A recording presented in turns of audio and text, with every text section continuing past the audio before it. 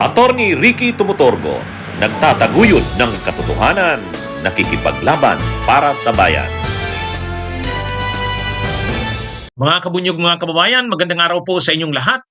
Welcome po sa isang namang episode ng talakayan natin dito po sa Attorney Ricky Tumutorgo YouTube channel natin. Kung hindi pa po kayo nakasubscribe dito, subscribe na po kayo.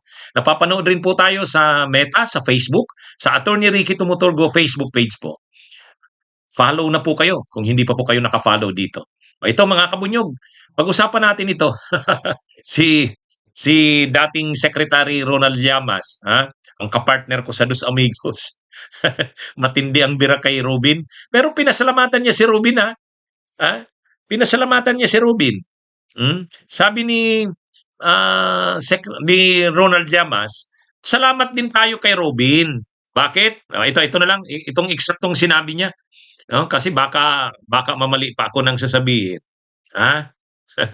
Ah, sabi ni Ronald Llamas, alam nyo, malaking tulong si Senator Robin Hood Padilla dahil sa kanya halos lahat ng artistang tumakbo last midterm elections natalo.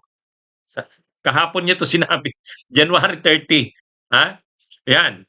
Kaya actually may katotohanan din itong sinabi na ito ni Ronald. Hmm? May ano to ni Llamas, may katotohanan to. Nakita kasi kay Robin Hood Padilla, binoto nila 2022 si Robin Hood Padilla, nagtap.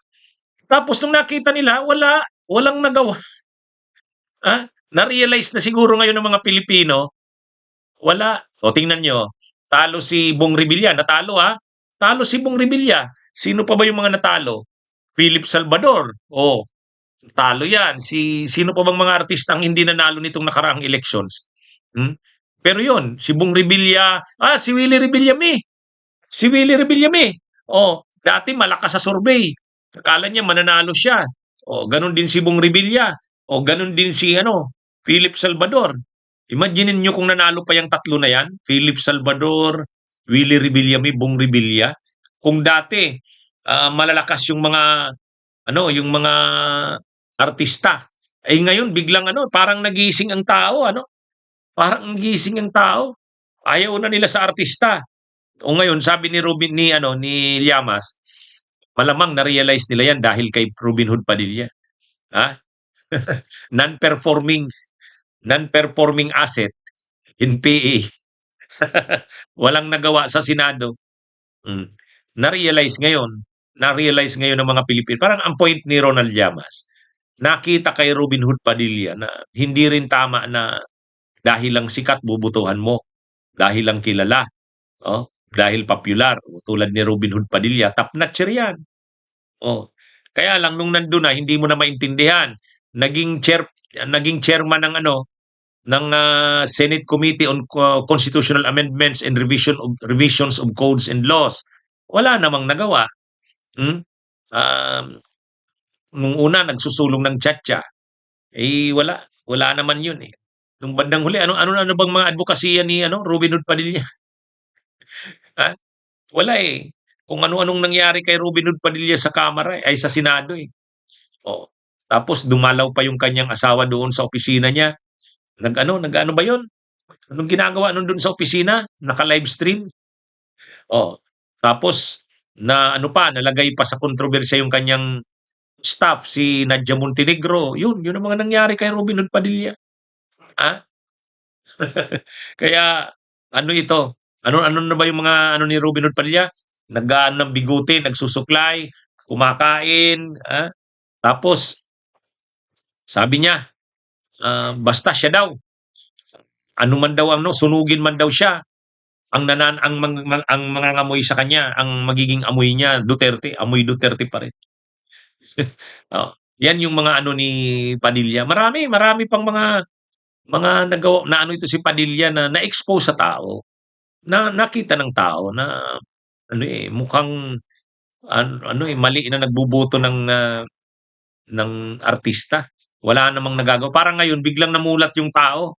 Kaya yan yung sinasabi ni Llamas na parang sa nakita ng tao kay Padilla, biglang namulat ang mga tao, ang mga botante. Huwag na tayo magboto ng artista. Kaya natalo si Willie Revillame, natalo si Bong Revilla, natalo si Philip Salvador, yung mga artista, wala. Hindi, hindi, hindi tulad ng mga dati, pag artista nananalo. Ngayon, marami, hindi nanalo. Kaya sabi ni Ronald Llamas, malaking tulong si Robin.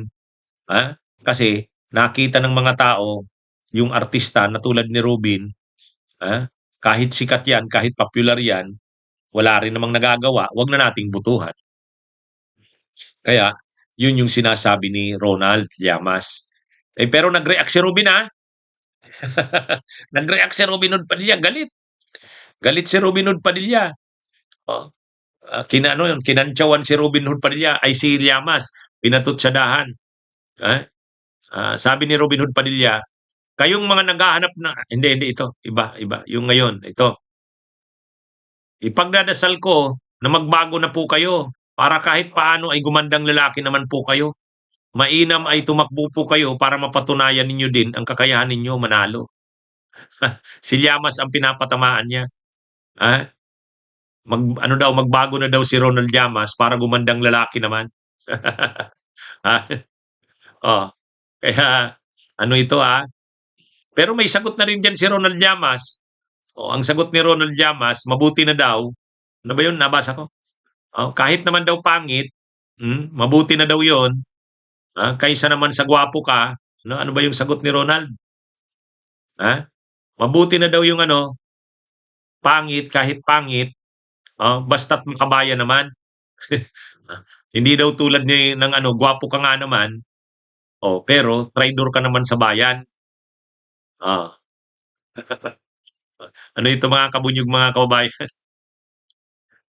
Anyway, ito? Sabi ni Robin Padilla kay Llamas, bawasan niyo po ang pangungutya. Sabi dito, umapila si Senator Robin Padilla sa political analyst na si Ronald Llamas na bawasan ang pangungutya at magbago na. Kasunod ng pahayag nito sa nakabilang ang senador sa mga dahilan kung bakit maraming artistang natalo sa nagdaang elections, midterm elections. Depensa ng senador, advokasya niya ang pagboto para sa mga bagong leader na hindi sikat, hindi mayaman at walang koneksyon sa political family. Parang pinatutunayan niyo po ang sinasabi ng isang abogada na pangit po kasi kayo, kaya diyan nagagaling ang galit niyo sa artist. Ipagdasal ko po na magbago na kayo para kahit papano gumanding lalaki naman po kayo.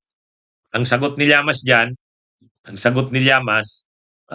pabuti na daw na pangit, na makabaya naman, kaysa naman sa gwapo, pero traidor naman sa bayan. Yan, matindi ang sagutan ni Ronald Llamas at ni Padilla. Abangan natin, may susunod pa yan.